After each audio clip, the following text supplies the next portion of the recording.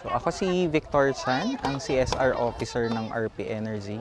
So today, nagkakaroon kami ng relief operations. Ito ay parte ng aming corporate social responsibility kung saan itong programang ito parati kaming nakaantabay in times na may sakuna.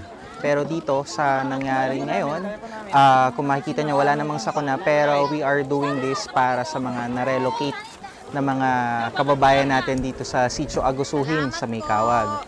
So kasi itong 250 families na to, napaalis sila sa kanilang previous na tinutuluyan.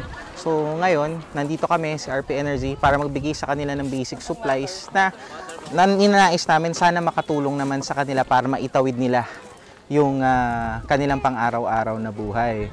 So hopefully, pag-aaralan namin to, titingnan namin paano pa kami makakatulong sa mga na-relocate na ito in terms of sustaining them para hindi na nila kailangan ng mga ganitong relief operations, kumbaga makakatayo na sila sa sarili nilang mga paa.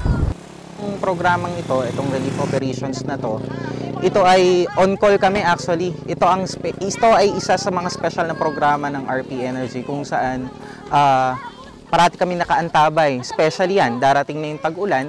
Itong proyektong ito, walang target to. Kung gaano karami yung mangyayaring disasters or emergency na kagaya nito, parating nandyan si RP Energy. Nakaantabay siya para tumulong sa mga residente ng aming host communities.